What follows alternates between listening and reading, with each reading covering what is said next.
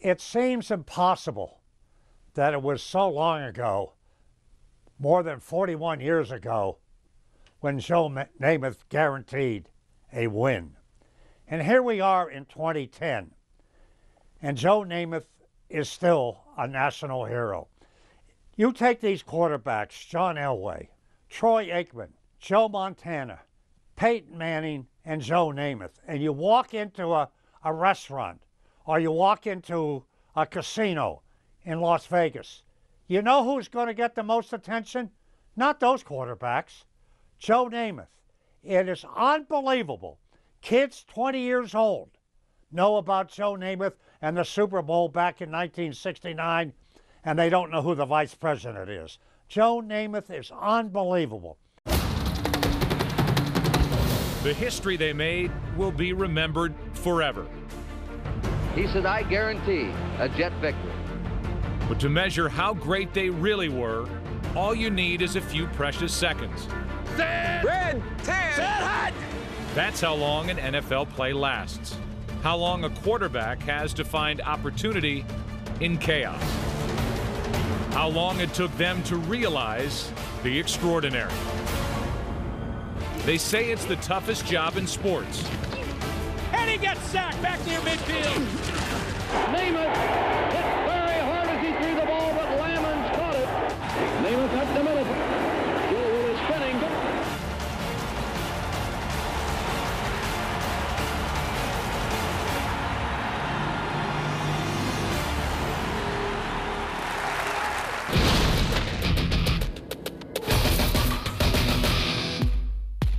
Quarterback's the highest paid for a reason. The quarterback gets the commercials. The quarterbacks, get the girls.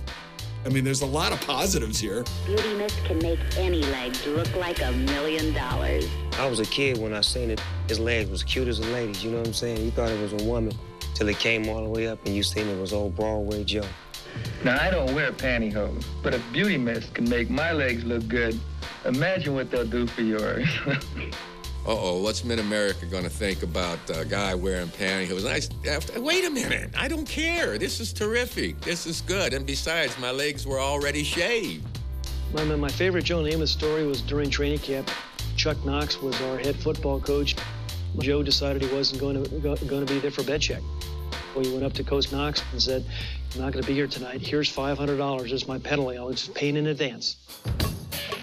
My rookie year, we had a center and a guard, John Schmidt and Dave Herman, who were like at each other's throat. There's 9 of us in the huddle, and John and Stack are screaming at each other, cussing, and I said, hey, are we going to have to waste a timeout on you two? They got back in there. We never had another problem down the years. I started playing ball in 2nd grade. I remember my dad, showing me how Joe Namath threw the ball and, hey, you got to throw it like this. He has the quarterback walk. John Wayne had a walk. Joe Namath has a walk. Quarterback walk is one of confidence. I can do it. Don't worry about it. If somebody was on a plane, the plane had lost an engine, everybody was panicking. Quarterback would stand up and say, just get it together. Thank you, everybody, and welcome to Center Stage. Today's guest is a New York icon whose brash, bold style defined the Big Apple's persona decades ago. But he remains an icon of cool. A natural athlete in all sports growing up in a small Pennsylvania steel town, he chose football to make his mark and will forever be remembered for guaranteeing a New York Jets win in Super Bowl III over the highly favored Colts. Oh yes, many of us remember the long hair and Fu Manchu, fur coats, photos of him with the world's most beautiful women, tales of all-night carousing, and of course, the white shoes.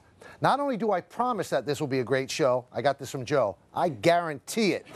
Please welcome the greatest quarterback to ever wear the Jets green, Broadway, Joe Namath. Welcome, Joe.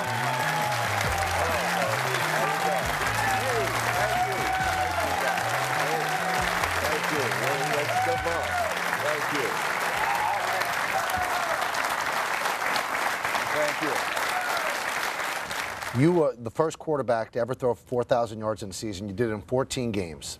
You like to throw the ball, and you had a lot of interceptions in your career. Was it because you had bad teams, or you just wanted to air it out all the time?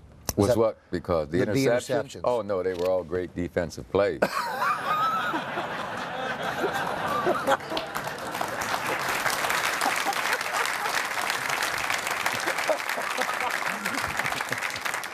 I even got to a point at one time I tried to con myself into thinking, oh, his interception. Well, just think how happy his family is. I tried to find ways. You were a great baseball player, so much so that the Cubs offered you $50,000 to play for them. You know, great's a word that's overused for sure, but I was a prospect. I could play, I could run, I could throw, I could catch, I could hit. And the Cardinals, St. Louis, and the Cubs, and the Orioles. Look at that shot. I mean, you were wearing sunglasses. I was an outfielder. Right there. Okay, blondes or brunettes? It took me a while. I was a slow learner. Even redheads are very, it doesn't matter the color of the hair, I promise you. What would you do if Joe Namath came to the door to pick up your daughter? If Joe Namath came to the door to pick up my daughter, I would feel like the luckiest cat going, man. I'm going to tell you, I really would. Final thing, Joe, when you walked in when we started the show, I mean, the ovation was thunderous. I mean, you could feel the love. When you walk out in the streets of New York now, I mean, is it humbling? I mean, people don't like you. They love Joe Namath. I mean, what's it like, that kind of adoration? Well, I know where I've come from. I know how I feel and how I feel about people in life. And I respect relationships. It makes me feel awful good to have the relationship I do with the sports fan, with the people that I meet. I had figured out years ago, it's a blessing. It's a blessing to be able to touch somebody's life like people have touched mine, to make me feel better that day or whatever. It's a blessing just being able to see somebody and have them smile, pick them up a little bit, pick up my day. I feel good about this hour. Thank you so much. Thank you. Yeah. You told me 20 minutes. Bear Bryant called you, your coach in college at Alabama, called you the best athlete he ever coached. You could reverse dunk a basketball. The Cubs wanted to sign you for baseball. It was all there. Then you blow your knee out your senior season. Did the AFL or the NFL ever see you at full strength as good as you were with the numbers you put up? I don't know. I was lucky to be able to play because back at that time, they didn't even give us a physical. Right. The Jets signed me without a physical. I had hurt my right knee 5 times my senior year and tore both cruciate ligaments, medial ligament, and some cartilage. No one gave me a physical until after I signed with the Jets. I mean, that's how this game has changed to a degree. Dr. Jim Nicholas with the Jets in the 80s, he told me, he says, you know, Joe, the way we do things today, we would have given you a physical, and we wouldn't even have signed you. Yeah. I said, boy, that would have been a mistake. Yeah.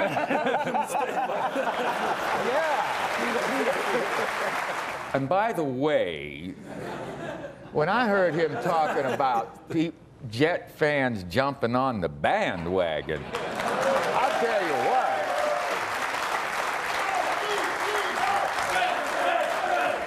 They have been the best. They never left the Jets, and that's been hard, man, because we've had some bad seasons. Now, let me tell you. Hey, how about a round of applause for our panel? Joe Namath.